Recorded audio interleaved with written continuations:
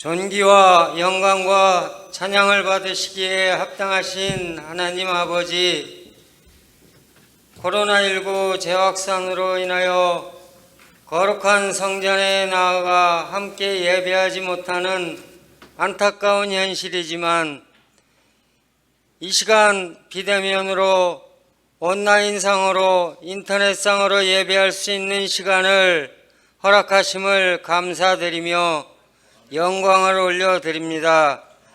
거룩하신 하나님 아버지, 이 시간도 우리의 마음과 생각을 새롭게 하여 주옵시고 주님의 뜻에 합당한 삶을 살 수 있도록 도와주시옵소서.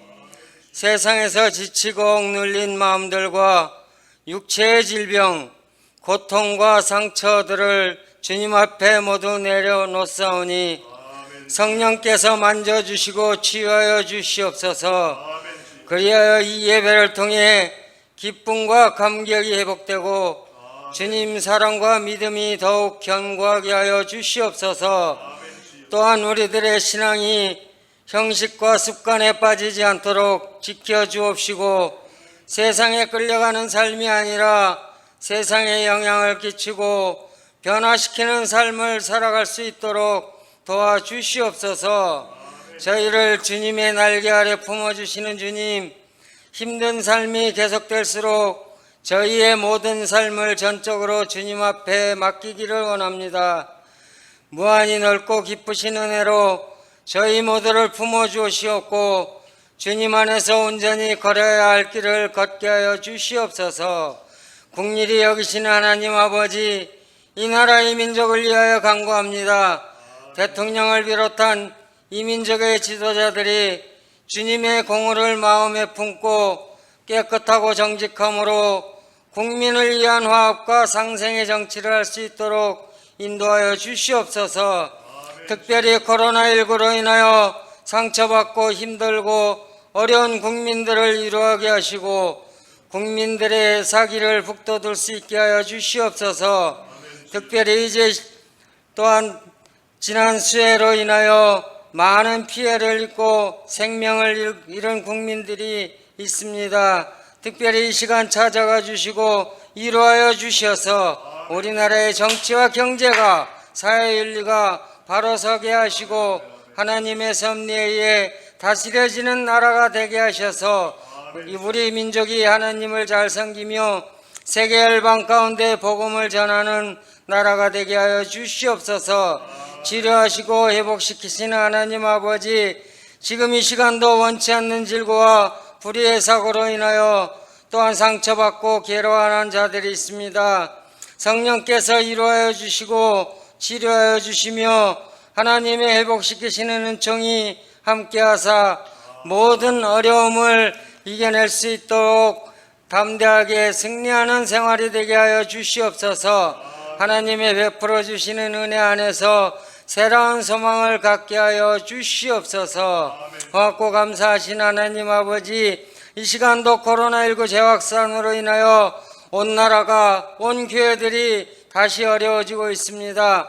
방역을 위하여 수고하고 애쓰는 공무원들과 의료진들과 돕는 자원봉사자들에게 주님의 크신 은혜로 함께하여 주셔서 위로하여 주시옵시고 하루속히 백신과 치료제가 개발되어질 수 있도록 인도하여 주시옵소서.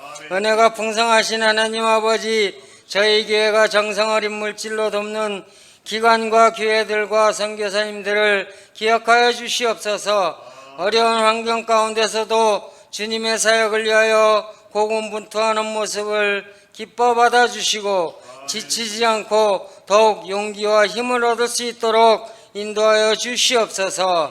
이 시간도 주님의 몸된 교회를 위하여 헌신과 봉사를 아끼지 않는 일꾼들을 기억하시고 오늘 주님께 드려지는 예배도 이들의 수고로 말미암아 더욱 은혜롭고 더욱 주님의 영광이 드러나는 예배가 되게 하시며 성령께서 친히 운행하시는 복된 예배가 되게 하여 주시옵소서. 단위에 세우신 사자 목사님을 붙들어 주셔서 저희들에게 생명의 말씀을 전하실 때 성령 충만, 말씀 충만, 은혜 충만하여 저희들 심령이 변화받게 하시고 뜨거워지는 놀라운 역사가 있게 하여 주시옵소서. 예배의 시종을 주님께 의탁하며 저희에게 소망을 주시며 날마다 능력으로 붙들어 주시는 구원자 예수 그리스도의 이름으로 기도드립니다. 아멘.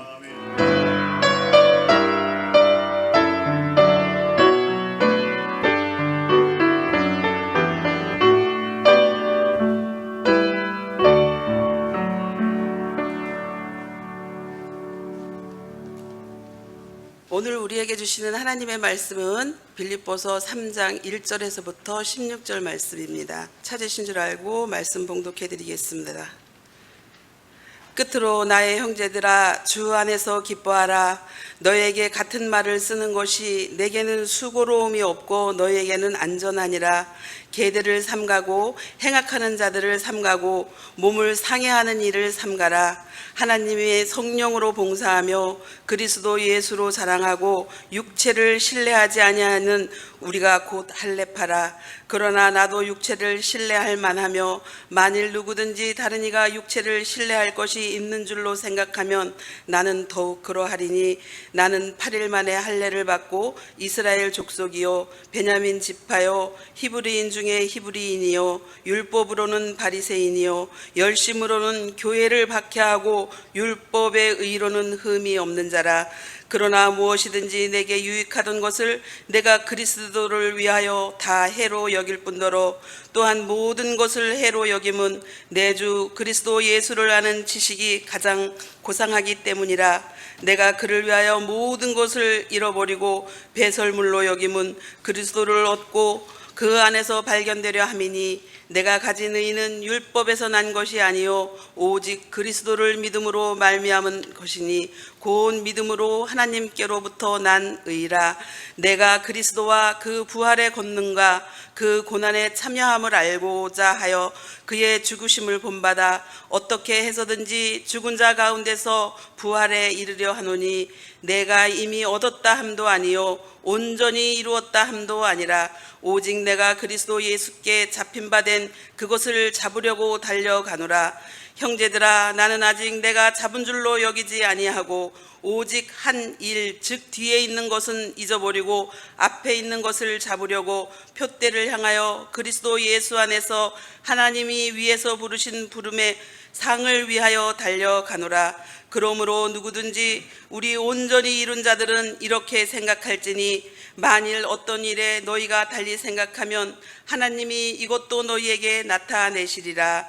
오직 우리가 어디까지 이르렀든지 그대로 행할 것이라. 아멘.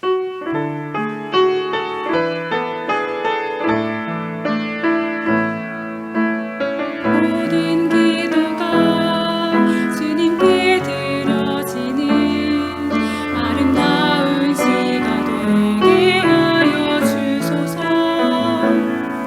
나의 모든 찬양이 아름다운 노래가 되기를 원하나이다.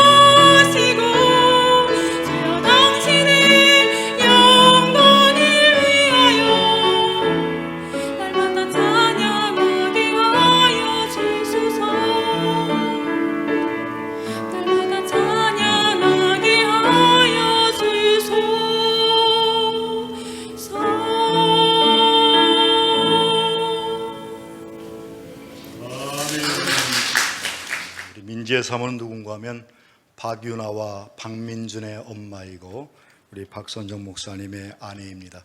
제 아내가 아니고요, 사모라는 말을 썼지만 아무튼 하나님 앞에 찬양으로 영광 돌린 우리 민지의 사모를 격려하고 우리의 찬양을 기뻐 받으신 하나님 앞에 영광의 박수 올리도록 하겠습니다. 네, 저와 여러분의 손에 하나님의 말씀을 들어주시기 바랍니다. 다 같이 함께 합시다. 시작. 이 말씀은 나의 영혼을 살리는 생명의 말씀이요, 이 말씀은 우리의 가정과 교회를 풍요롭게 하는 축복의 말씀이요, 이 말씀은 세상을 변화시키는 능력의 말씀이다. 아멘. 오늘도 이 말씀의 능력을 통해서 오늘을 살아가는 저와 여러분의 삶의 자리에 힘들고 어려운 삶의 형편과 시대이지만 이런 때일수록 오히려 우리의 신앙과 믿음이 더욱더 빛남을 통해서 하나님 앞에는 영광이요, 우리 모두에게는 기쁨이 되는 복된 시간과 복된 삶이 되시기를 주님의 이름으로 축원합니다. 지난 8월 29일자 목회 데이터 연구소에서 지난 6월에 엠브레인 트렌드 모니터라고 하는 기관에다 의뢰해서 종교 및 종교인 과세 관련 인식 조사를 분석을 한 결과 이런 결과가 나왔습니다. 천주교와 불교인들은 온화하고 따뜻하고 긍정적인 이미지가 우세했지만 우리 기독교, 개신교에 대해서는 거리를 두고 싶고 이중적이고 사기꾼 같은 부정적 이미지가 더 많았다는 사실입니다. 물론 이 연구소 측에 의하면 교회와 교회의 지도자들 가운데에 각종 추문이 언론을 통해서 알려지게 되었고, 교인들이 남들과 다투며 자기 이속만 차리는 모습들이 생활 속에서 드러났기 때문에 교회의 부정적 이미지가 형성이 되었고, 거기에 설상가상으로 코로나19의 확진의 진원지가 교회라고 하는 것이 곳곳에서 나타나다 보니까 이런 나쁜 영향을 미치게 되었고 이런 결과를 갖게 되었다라고 분석하고 있습니다.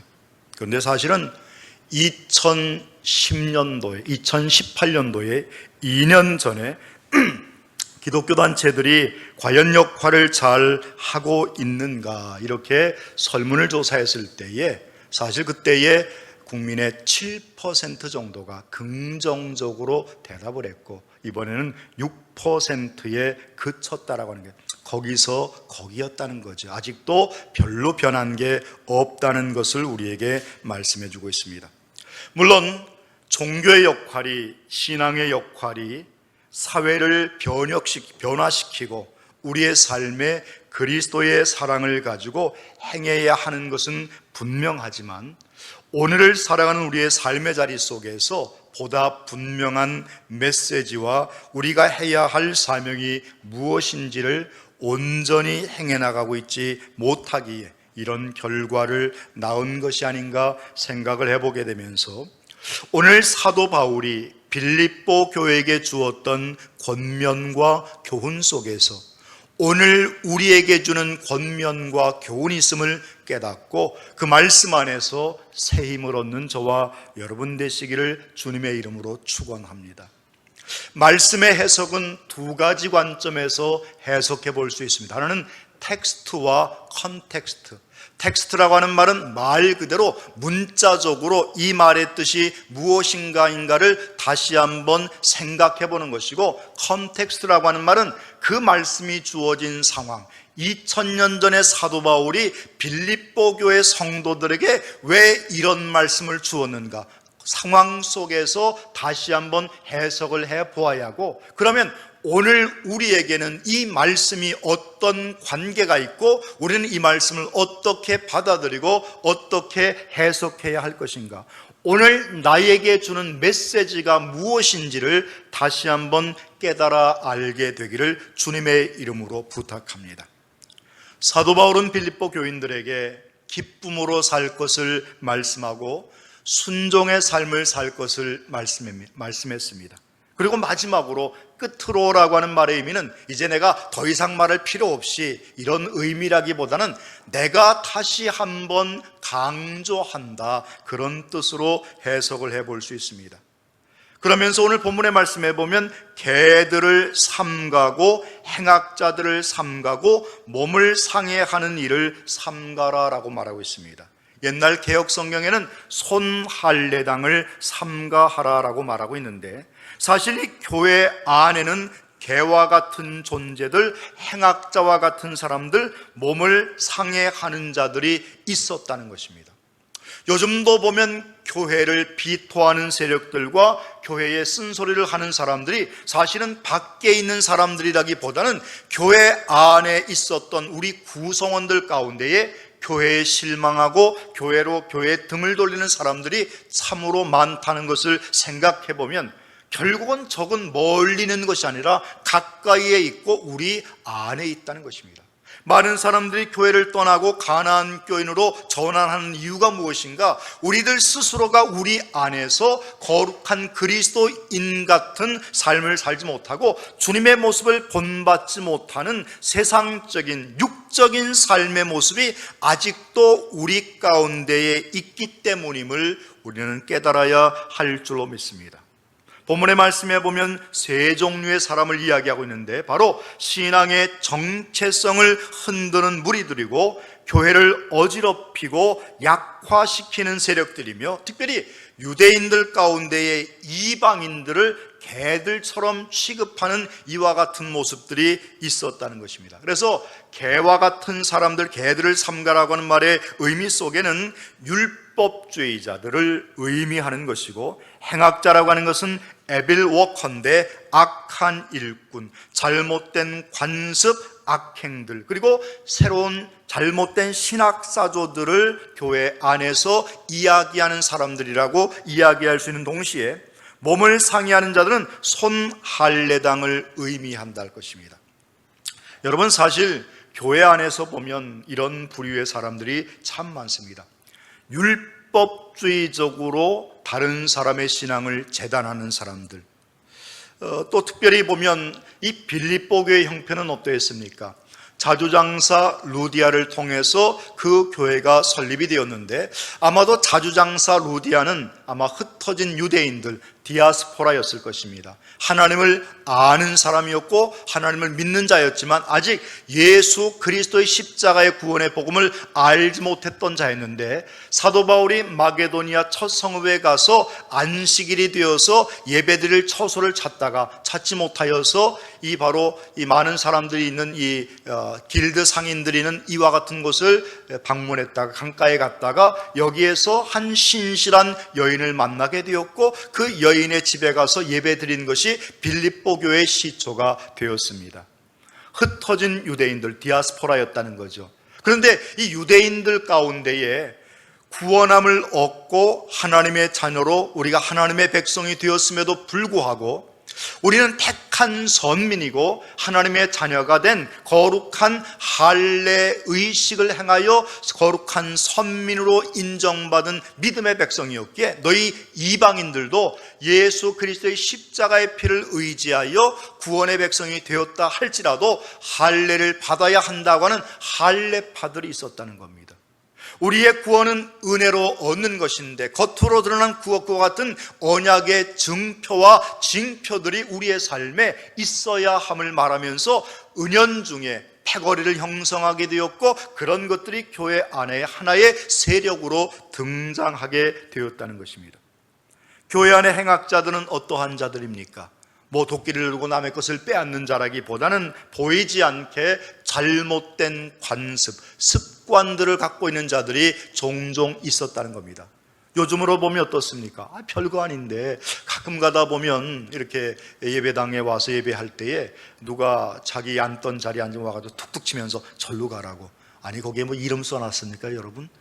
물론 늘 내가 앉는 자리가 있어요. 사실은 보면 대체로 어디 앉는 걸 알기 때문에 제가 이렇게 한번 둘러보면 누가 오늘은 오셨고 안 오셨구나를 대충은 다 알게 됩니다. 그래서 사실은 사람이 습관적으로 앉는 자리가 있지만 다른 사람이 와서 앉았으면 내가 그 옆에 앉든지 그 주위에 앉으면 될 텐데 와서 내 자리라고 툭툭 치면서 가라고, 이런 분들이 있어요. 또 가끔 가다 보면 이렇게 새로운 가족들이나 새로운 얼굴들이 들어오면 좀 서로 보듬어 안고 좀 이렇게 하시면 더 좋으련만, 그냥 이렇게 또 이렇게 뱁새 눈을 뜨고서는 아래 위로 훑으면서 지가 언제 왔다고, 언제부터 지가 집사라고 하면서 보이지 않게 기득권을 가지고 그와 같은 생각과 믿음의 모습이 있는 사람들이 있더라는 겁니다. 사실 따져보면 한국교회 초대의 1907년에 평양 대부흥운동이 일어났던 것은 사실 여러분 어디에서 비롯되는가 하면 원산에서 집회가 있었을 때 당시에 선교사들 가운데에 이 나라 조선에 와서 하나님의 복음을 증거한다고 하면서 보이지 않게 우월의식을 갖고 있었던 선교사들이 있었습니다. 내가 니네들 미개한 백성들, 내가 너희를 위해서 그 먼 곳에서 와서 이렇게 주의 복음을 전하는데 너희들이 그걸 나를 모르니? 하면서 보이지 않게 이런 우월의식이 있었고, 그리스도 안에서 한 형제와 자매가 된 거룩한 성도임에도 불구하고 그들을 깔보는 듯한 이와 같은 우월의식과 교만함이 자리 잡고 있었는데, 그 집회를 통해서 성령의 임재를 통해서 그들이 통해 자복하며 하나님, 우리가 선교사로서 이 땅에 와서 복음을 증거한다고 하면서 그리스도의 헌신과 겸손과 순종과 피 묻은 복음의 겸손함으로 섬기지 못했고 교만했고 하나님 앞에서 저들을 무시했던 우리의 죄를 용서해달라고 하는 이와 같은 통해 자복함을 통해서 평양 대부흥운동의 시초를 이루었던 것처럼 오늘을 살아가는 교회 안에서의 기득권의 성도들 가운데에 새로운 가족들이라든가 새로운 얼굴들에 대한, 그리고 교회 일에 열심을 다하는 그런 사람들에게 우리가 좀 더 마음을 열고 푸근함과 우리가 포용성을 가지고 함께해야 한다는 것입니다. 이처럼 개들을 삼가하고 행악자들을 삼가하고 몸을 상해하는 일, 손할례당을 삼가하라고 말하고 있습니다. 여러분, 손할례당이 무슨 말입니까? 할례를 하기는 한다고 했는데 손해 했다는 얘기죠. 이 얘기는 무슨 얘기인가 하면 겉으로는 하는 척 하면서 진실로는 하지 않은 사람이라, 그런 말로 해석해 볼 수 있습니다. 원래 할례라고 하는 말은 밀라라고 하는 말인데, 이 밀라라고 하는 말은 그냥 할례 단독적으로 쓰이지 않고 성경에는 베리트 밀라라고 사용되고 있습니다. 바로 해석하면 언약의 할례라고 하는 뜻입니다. 즉 할례는 단순하게 남자 성기의 표피를 베는 것에서 끝나는 것이 아니라 그 행위를 통해서 피 흘림과 고통과 쓰라림과 아픔을 통해서 하나님의 자녀가 되고 하나님의 거룩한 백성으로서 인정받는 의식이었기에 거기에는 그저 단순한 할례라고 하는 말보다는 베리트 밀라, 언약의 할례라고 하는 표현을 쓰고 있습니다. 이것은 역시 창세기 17장 11절에 가보면 99세의 아브라함이 그의 가족들과 그의 자녀, 그의 모든 식솔들이 함께 할례 의식을 행함을 통해서 참된 하나님의 자녀로 인정받게 되었고 거룩한 선민으로 부름받게 된 줄로 믿습니다. 사실 75세 때에 내가 내게 보여줄 땅으로 가라 해서 그의 고향 땅 친척 아비집을 떠났던 그였지만 하나님의 약속과 하나님의 계획이 드러난 것은 할례 이후의 사건이었다는 겁니다. 성경에 보면 세 종류의 언약의 할례가 나오는데, 우리가 성경적으로 보면 창세기 9장에 보면 노아 홍수 사건 이후에 하나님께서 공간적이고 자연적인 언약을 우리에게 무지개 언약을 통해서 내가 더 이상 너희를 멸하지 않겠다고 하는 이와 같은 약속을 하나님께서 무지개 언약을 통해서 주셨고, 두 번째는 오늘 창세기 17장을 통해서 할례의 언약을 통해서 육체적인 언약을 넘어 영적인 언약의 모습으로 우리에게 말씀하신 장면이 나오고, 마지막 세 번째는 출애굽기 37장 12절 이하의 안식일의 규례 가운데에 영원한 언약을 삼을지니라 말씀하고 있습니다. 여기에서 그러니까 할례라고 하는 의미 자체는 단순한 표피를 벤 것이라기보다는 이 언약적 할례, 하나님의 말씀 안에 거하는 믿음의 성도들이 무엇을 지켜가고 행해야 하는가에 대해서 말씀하고 있는데, 그런데 중요한 것은 때때로 이제 그 빌립보 교회 안에서 그런 문제들이 발생을 했다는 거죠. 이방인들 가운데에 예수 그리스도를 나의 구주로 영접하고 한 성도로서의 일원이 되었는데, 그 빌립보 교회에 있었던 유대인들 가운데에 너희들이 구원함을 얻었으면 너희들도 할례를 받아야지, 그래야 택한 선민이 되지, 하나님의 백성이 되지 하면서 이 할례를 받을 것을 요구했다는 겁니다. 근데 여러분 아는 바와 같이 우리가 사도행전 15장에 가보면 사도 바울과 바나바가 예루살렘에 올라가서 초대교회 1차 전도 여행을 끝나고 와서 보고하는 그와 같은 심포지엄 같은 데를 올라갑니다. 그래서 1차 전도 여행을 통해서 이와 같은 하나님의 역사, 성령의 역사가 있었음을 이야기하면서 전도 사역하는 데에 일어났던 문제점 하나를 이의를 제기합니다. 바로 그 문제가 할례를 행하는 일이었습니다. 그때에 예루살렘 교회의 지도자였던 사도 베드로가 뭐라고 이야기하는가 하면, 그는 이미 고넬료 가정을 통해서 하나님께서 이방인들에게도 구원의 역사가 이르렀다고 하는 것을 그는 체험했고, 그가 보따리 안에 환상을 통해서 사도 베드로에게 이것을 잡아먹으라, 부정한 것이었지만 하나님께서 내가 깨끗하게 하였다라고 하는 것과 같은 환상을 통해서 하나님께서 고넬료의 가정을 예비시키셨고, 그것을 통해서 구원이 어떻게 진행된다고 하는 것을 이미 사도 베드로에게 깨닫게 하셨습니다. 그래서 사도행전 15장 11절에 가보면 우리는 그들이 우리와 동일하게 주 예수의 은혜로 구원받은 줄을 믿노라 하니라라고 기록되어 있습니다. 더 이상 할례를 받지 않아도 된다. 이방인들 가운데 내가 예수 그리스도를 나의 입으로 시인하고 마음으로 믿어 의에 이르고 입으로 시인하여 구원을 얻었으면 그거로 된 것이지, 율법주의적인 관습에서 나왔던 할례의 언약을 굳이 행하지 않는다고 해도 그것이 구원과는 직접적인 연관이 없다, 이렇게 결론 지었다는 겁니다. 그럼에도 불구하고 빌립보 교회 안의 성도들 가운데에 할례의 우월 의식을 가지고 그와 같은 것들을 자꾸 강조하는 무리들이 있었고, 그와 같은 것들을 내세우는 사람들이 있었다는 겁니다. 오늘 우리의 삶의 신앙에서도 보이지 않게 이런 신학 사조와 더불어서 이와 같은 많은 것들을 우리에게 강요하는 듯한 이와 같은 신앙인들의 모습이 있을 때가 있더라는 겁니다. 우리는 이 모든 것들을 버려야 하고, 할례의식을 통해서 하나님은 나는 내 하나님이 되고 너는 내 백성이 될 것이라고 하는 징표를 삼으셨다는 겁니다. 이 할례는 옛사람이 죽고 하나님의 언약 백성이 되는 예식이기 때문에 우리는 그리스도의 십자가의 피의 공로로 인하여 우리는 이미 구원함을 얻은 백성이 되었고, 그 피가 우리의 마음속에 참 증거가 되었기에 내 몸을 해하지 않고도 그리스도의 십자가의 은혜를 깨달은 자가 되었고, 그 은혜에 동참한 자가 되었기에 더 이상 우리는 율법 아래 놓이지 않게 되었다고 하는 사실을 사도 바울은 빌립보 교인들에게 이야기하고 있다는 것입니다. 오늘 살아가는 많은 교회들 가운데 보면 율법주의 신앙이 있을 때가 있습니다. 물론 갈라디아에서 보면 율법은 우리를 그리스도께로 인도하는 몽학 선생, 뭐라고 그러죠? 그것을 그 길라잡이가 되고 그 가정교사와 같은 존재라 그러고 그렇게 말하고 있습니다. 율법이 있기 때문에 이것이 죄인지 아닌지를 가늠잡는 기준이 되고 잣대가 된다는 거죠. 율법이 있음으로 해서 우리가 어떤 것이 하나님을 기쁘시게 하고 하나님의 마음을 아프게 하는지를 알게 된다는 것입니다. 그러나 율법의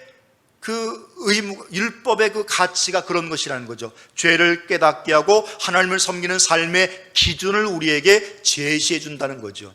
그것으로 끝나는 것입니다. 우리는 하나님의 은혜 아래 거하는 사람이기 때문에 우리에게 있어서는 율법이 더 이상 우리의 구원을 가로막는 담이 되어서는 안 된다는 겁니다. 물론 때로는 하나님의 말씀 안에 거하는 삶을 살고 주의 말씀대로 사는 것이 중요합니다. 십계명을 지켜가는 것 중요합니다. 왜냐하면 그것이 우리의 삶의 기초가 되기 때문이라는 것입니다. 하나님을 섬기며 믿음의 삶을 사는 사람들이 하나님과의 약속, 하나님께서 내게 복 주시겠다고 우리에게 주신 그 약속을 저버리고 사는 것은 잘못된 신앙 아니겠습니까?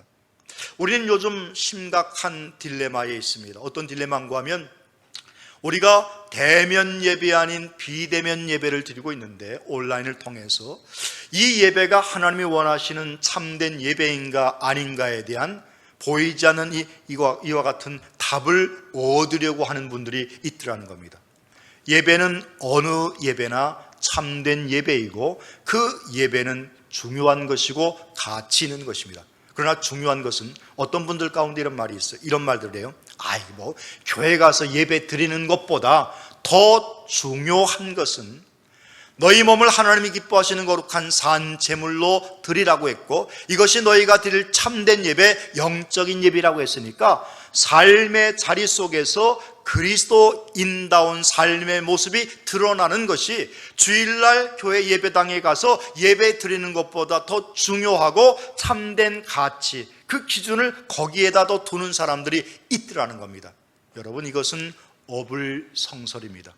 무슨 얘기인가 하면 하나님 앞에 주의 날을 기억하여 예배하는 참된 예배자의 모습이 있을 때에 삶의 자리 속에서 그것이 드러날 수 있는 거지, 주의 날 주의 전에 올라와 예배하지 않으면서 내 삶의 전부가 예배자의 삶임을 주장하는 것은 잘못된 신앙이요 그릇된 신앙이라 할 수 있을 것입니다. 기본을 지켜가는 것입니다. 예배는 하나님에 대한 기본 예의이고, 이 예배에 참여하는 것은 하나님과의 관계를 새롭게 하는 그와 같은 계기가 되고 기초가 된다는 겁니다. 요즘 아주 가장 인기 있는 드라마가 있죠. 한번 다녀왔습니다. 어제 보니까 그 드라마에 보니까 그 며느리 송나이가 아주 콧대 높았던 그 의사 며느리였는데, 그 시어머니와 보이지 않는 갈등으로 인해서 그만 이혼을 했잖아요. 그런데 막상 이혼하고 보니까 옛날 나하고 살던 그 남자가 진국이야. 그래서 마음이 동해서 다시 이렇게 합치려고 하는데 또 다른 걸림돌이 무엇인가 하면 시어머니가 내 눈에 흙이 들어가면 안 된다고 하면서 결사반대를 합니다. 그래서 어떻게 합니까? 찾아가잖아요. 뭔가를 싸들고 찾아가서 대면하여 무엇인가를 이야기하고 해결합니다. 우리가 하나님 앞에 나와 예배하는 것은 하나님의 얼굴을 배우는 것입니다. 내가 나의 삶의 자리 속에서 환난과 어려움이 있었던 나의 삶을 주의 얼굴을 보면서 하나님 앞에 고백하는 행위이고, 그 하나님의 은총을 힘입어 이 땅에서 복된 사람으로 살아가는 믿음의 행위가 예배자의 행위라 할 것입니다. 그러므로 우리는 무엇보다도 하나님의 말씀 안에 거하는 삶을 살아야 하고 그 뜻이 무엇인가를 새롭게 깨달아야 할 줄로 믿습니다.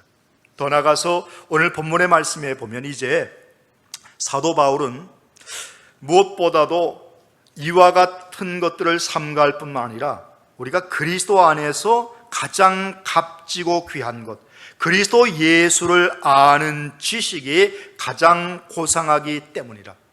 내가 지금까지 추구했던 많은 가치관들, 내가 가장 소중히 여겼던 것들을 배설물로 여기고 해로 여기게 된 이유가 뭐냐? 예수 그리스도가 가장 고상하다는 겁니다. 여러분, 고상하다는 말이 무슨 말인가 하면 휘페레코라고 하는 말인데, 신약 성경에 이 휘페레코라고 하는 말이 5번 쓰여졌는데 사도 바울이 4번을 썼고 사도 베드로가 1번 썼습니다.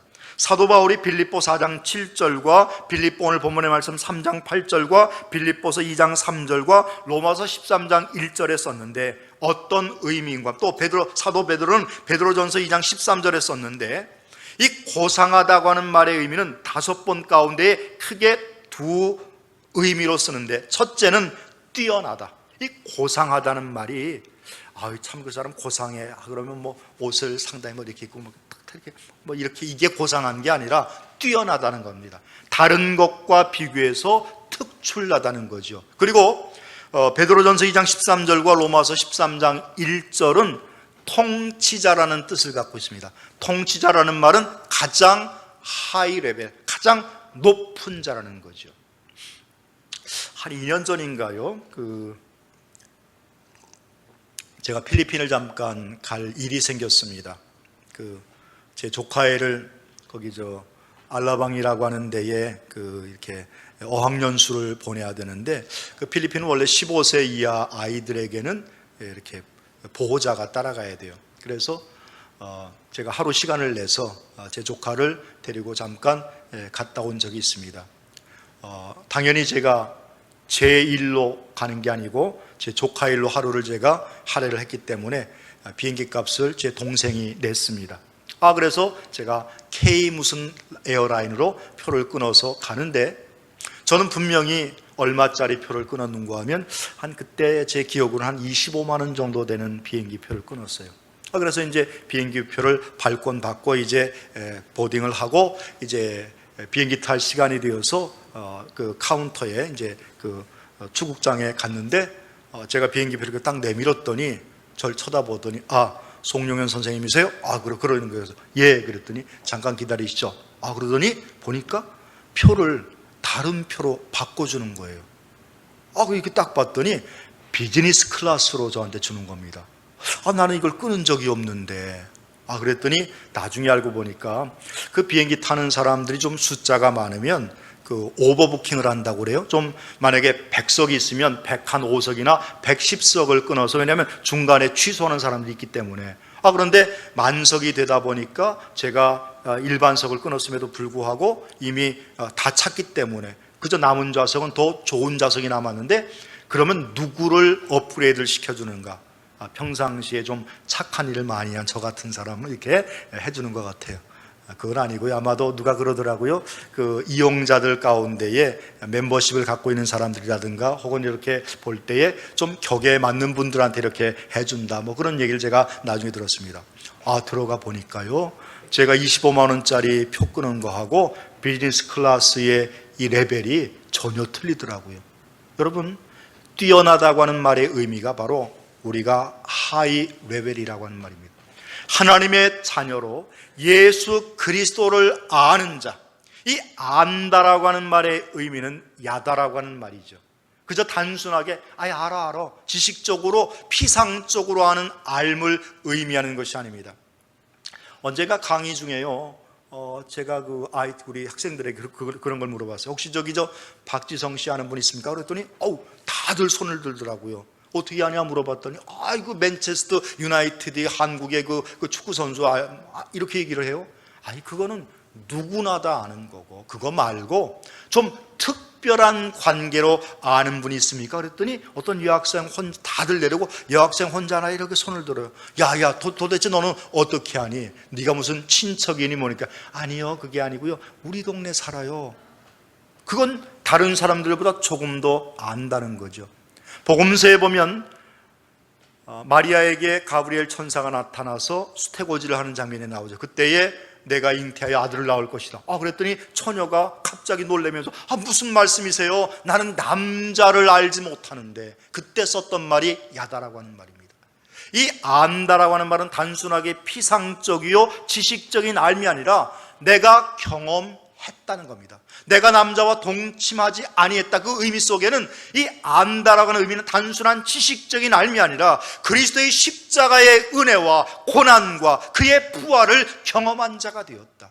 그러니까 그리스도 예수를 아는 지식이라고 하는 의미는 단순하게 예수님은 누구십니까? 4대 성인 가운데 한 분이시죠, 이런 것이 아니라 예수는 나의 구원자이시며 주님은 나를 죄 가운데 있었던 나를 위해서 십자가에 달리신 그분이시며 우리의 구원과 생명이시며 하나님의 아들이시며 오늘도 우리와 함께 계셔서 성령을 우리와 함께 하셔서 우리와 동행하시는 분이시고 장차 이 땅에 재림하셔서 우리 모든 믿는 사람들의 만왕의 왕으로 우리와 함께 하실 분이시다. 이 예수 그리스도를 단순하게 아는 것을 넘어서서 내 삶의 주인이요 죄인이었던 내 삶을 대신해서 십자가에 달려 죽으신 그 십자가의 은혜를 베푸신 분임을 내가 깨달았다고 하는 것, 그것을 아는 자가 되었다는 것입니다.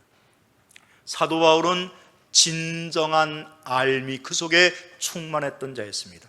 그는 분명히 고백하지 않습니까? 나는 이스라엘 중에서 히브리인 중에 히브리인이요 나는 율법으로는 흠이 없는 자요. 모든 것에서 그는 사실 완벽한 사람이었습니다.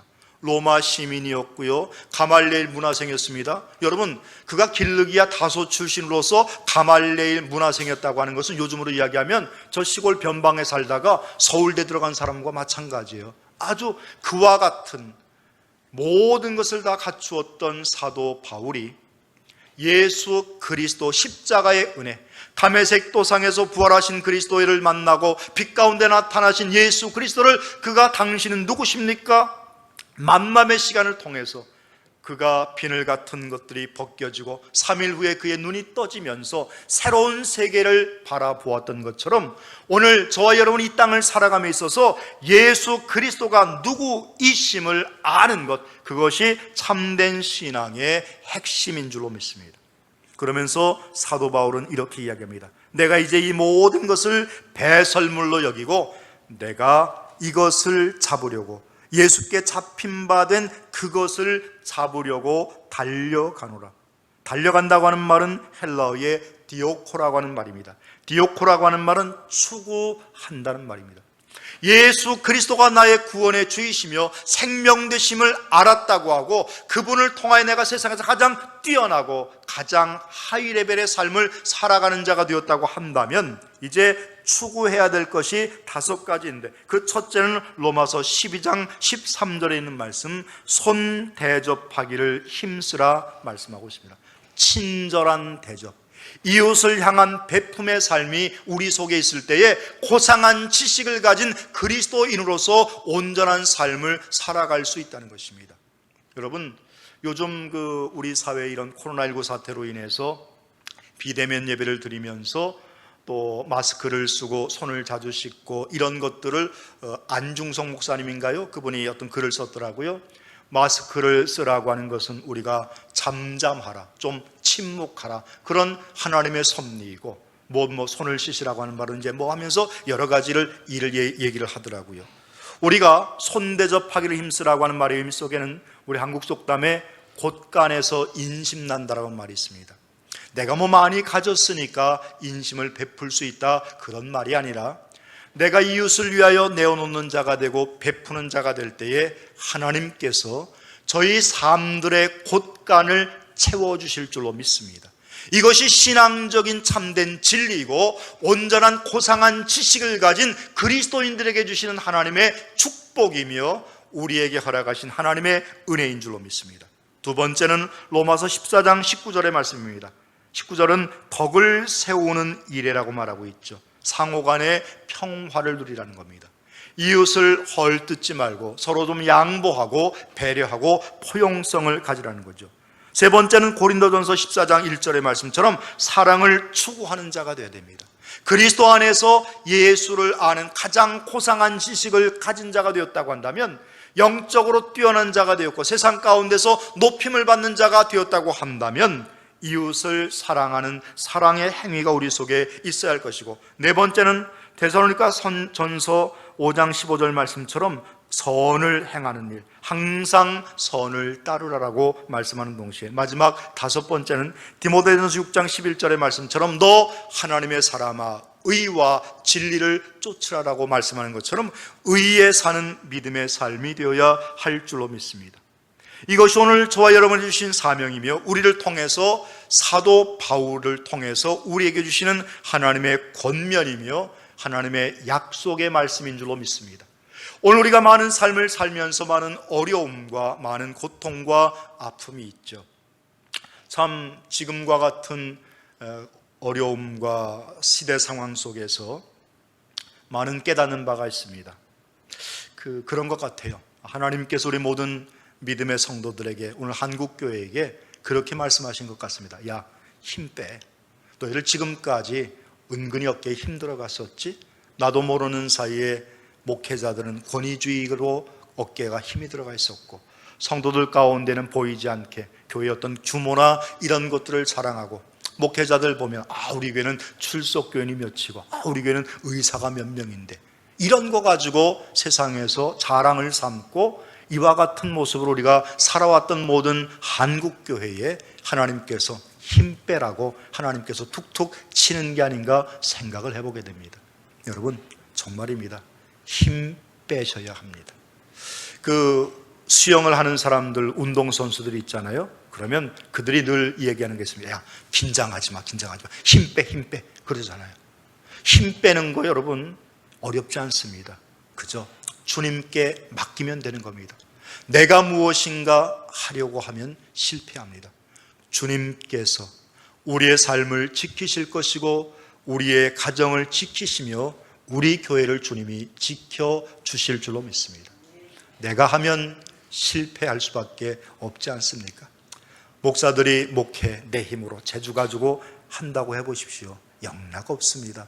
그 목회 어렵고 힘듭니다. 그러나 주님께 맡기는 목회, 주님께 맡기는 자의 삶, 모든 것이 다 하나님의 은혜이며 주님께서 이 모든 것을 이루어 주신다고 하는 이와 같은 믿음의 자세와 신앙의 태도를 가지고 살아갈 때에 주께서 은혜와 능력을 더해 주실 줄로 믿습니다. 말씀을 마무리합니다. 지난 2009년 DVR이라고 해서 동아 비즈니스 리포트라고 하는 잡지에 한 사람의 인물의 이야기가 실렸습니다. 그 타이틀은 행복파는 역발상으로 극한 환경을 극복이라고 해서 권영효 사장님이라고 하는 분의 그 비즈니스 스토리가 실렸습니다. 이분은 주유소 사장님이십니다. 그 주유소의 이름은 만포 주유소입니다. 주유소 하면 대체로 보면 목 좋은 곳, 아주 도로가 넓고 많은 차들이 왕래하는 곳에 주유소가 입지하는 것이 기본 원칙이고 그래야 하는 것인데, 이 권영효 사장님이 위치한 만포 주유소는 중앙고속도로 그 대구 부산인가 이거 삼양진 IC에서부터 한참 떨어진, 그리고 거기에서 벗어나서 약 700m를 더 들어오는 작은 2차선 도로에 있는 주유소입니다. 사실 그 동네에 많은 주유소들, 목 좋은 주유소들이 경유를 한 600드럼 한 달에 파는데 이 주유소는 1300드럼을 팔아요. 부산 시내에 많은 화물차들을 상대하는 주유소들이 한 1000드럼 파는데 그 시골 구석에서 1300드럼을 판다는 것은 기적과 같은 일입니다. 그런데 이분이 어떤 분이신고 하면 이분의 이야기 가운데 이런 이야기가 있습니다. 친절보다 공감과 신뢰로 승부하라. 친절보다. 이분이 이제 현대오일뱅크의 그 주유소를 하시는데요. 그 현대오일뱅크에다가 어떤 분이 글을 올렸답니다. 그 주유소는 갔더니 휴지도 안 준다고. 사실 안성 같은 데도요 보면 아주 친절한 주유소가 있더라고요.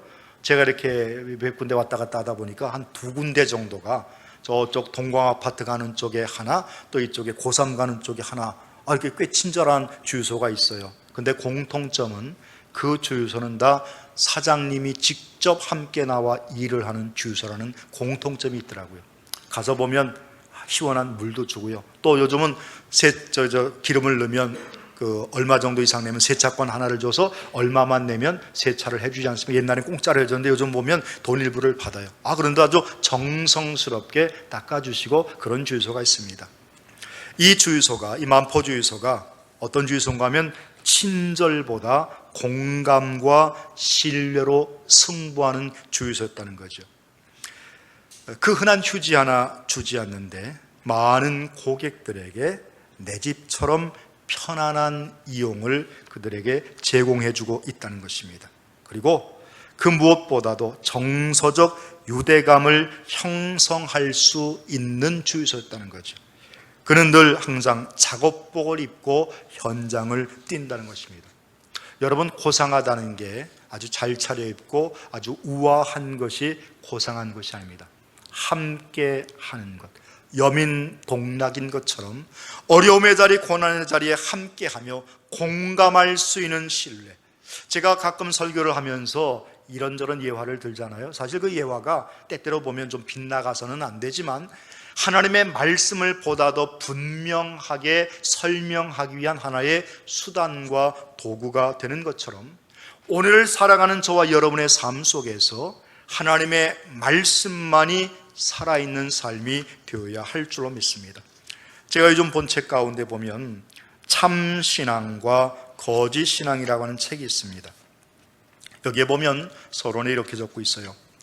18세기에서 20세기까지 청교도 설교가들의 설교, 특별히 말을 빌리면 조지 휘필드 같은 목사, 19세기의 찰스 스펄전 같은 목사, 20세기의 마틴 로이드 존스 같은 목사들, 이 청교도적 신앙과 청교도적인 설교를 한 목사들의 공통점은 그들의 설교는 늘 참된 신자와 거짓된 신자를 불변하는 도전과 함께 참된 믿음으로서의 회심을 촉구하는 내용을 늘 담고 있었다는 것입니다.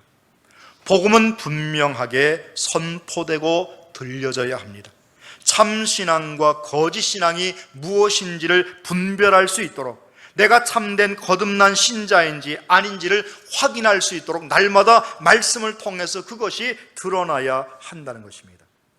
미국의 방송 설교가인 로버트 찰스 스프레울 목사는 이미 돌아가셨긴 했지만, 그가 교회 안의 사람들을 구원의 기준을 통해서 4가지로 구분을 했는데, 그 첫째는 구원을 받았고 그것을 아는 사람이 있는가 하면, 두 번째는 구원을 받았지만 그것을 모르는 사람이 있고, 세 번째는 구원을 받지 못했고 자기가 구원받지 못한 것을 아는 사람이 있는가 하면, 마지막 4번째는 구원받지도 못했고 그것조차도 모르는 사람이 있더라는 겁니다. 여러분, 우리는 어떤 사람이 되어야 될까요? 사실 대체로 보면 우리가 입으로 시인하여 구원에 이른다고 했으니까 우리 날마다 주 앞에 나와 예배하는 자가 되었으면 구원을 받은 것은 분명하지만, 그러나 그것은 그 구원이라고 하는 개념은 그저 하나님의 자녀로 입학한 것에 불과합니다. 그저 적을 올린 것에 불과해요. 양자의 특권을 받은 것에 불과합니다. 두렵고 떨림으로 구원을 이루어라 하신 말씀처럼 하나님의 자녀답게 살아가는 믿음의 행위가 삶의 자리 속에서 있어야 한다는 겁니다. 이것이 바로 우리가 하나님의 거룩한 믿음의 백성으로서 고상한 믿음을 소유하는 자가 될 것 아니겠습니까? 뛰어난 삶을 사십시오. 그것은 다름이 아니라 주의 말씀에 기초를 두고 그 말씀을 우리의 삶의 기준으로 삼아 그 말씀 속에서 거듭난 자의 삶의 모습이 우리와 함께 할 때에 저와 여러분의 삶이 더욱더 복된 삶, 하나님이 기뻐하시는 삶, 주님 앞에 영광 돌리는 삶이 될 줄로 믿습니다. 이 주일 아침에 우리를 향하신 하나님의 뜻을 새롭게 깨닫고 마음에 결단하며 다짐하는 믿음의 성도, 믿음의 백성 되시기를 주님의 이름으로 축원합니다. 사랑의 성도 여러분, 사도 바울은 빌립보 교회를 향하여 너희 안에 이 마음을 품으라 말씀하고 있는 동시에 이 땅에서 거룩한 하나님의 믿음의 백성으로서 몸된 교회를 섬기며 하나님의 뜻을 이루어가는 복된 말씀으로 살아가는 믿음의 삶은 이러이러한 삶이라고 말씀하고 있습니다. 우리가 혹시나 교회 안에서 개와 같은 자가 되지는 않았습니까? 아니 행악자들이 되지는 않았는지요? 아니 몸을 상해하는 손 할례당과 같은 자가 되지 않았는지 나를 돌아보는 자가 되어야 할 것이고, 본문의 말씀처럼 사도 바울은 그리스도를 아는 것이 가장 고상한 지식이라 고백했기에 지금까지 자기가 내세웠던 모든 것들을 버리고 배설물로 여기고 하나님 앞에 모든 것을 맡기며 나아갔던 사도 바울의 모습이 한 주간의 삶의 모습 속에서도 우리의 삶 가운데에 있어야 할 것이고, 그리스도 예수께 사로잡힌 바 된 저와 여러분들은 믿음의 표대를 향하여 달려가는 저와 여러분의 삶이 되어야 할 줄로 믿습니다. 한 주간의 삶의 모습 속에서도 이와 같은 은혜와 복이 우리 모든 성도들에게 함께 하시기를 주님의 이름으로 부탁합니다. 지금은 우리 주 예수 그리스도의 은혜와 하나님 아버지의 무한하신 사랑하심과 성령님의 감화감동 교통하시며 역사하심이 오늘도 주의 전에 올라와 말씀을 듣고 또 인터넷 온라인 생중계를 통해서 함께 예배에 참여하며 하나님의 거룩하신 은혜를 다시 한번 되새기며 신령한 은혜를 사모하여 예배한 모든 믿음의 백성들 머리마다 위에, 그리고 그의 권속들 가정과 직장과 생업과 사업 위에, 그리고 우리가 서민이 교회 공동체와 이 지역사회 안성과 이 나라 대한민국과 멀리 해외 동포와 북한 동포들에게까지, 특별히 코로나19 사태로 인하여 애쓰고 수고한 우리 일선에서 수고하는 모든 방역 책임자들과 의료진들과 또한 그와 같은 일들로 인하여서 어려움 가운데 있는 사람들, 또 확진자들과 함께 더불어서 격리되어 있는 많은 믿음의 사람들 머리머리마다 위에 이제로부터 하나님의 은혜가 영원토록 함께 있을지어다. 아멘. 감사합니다.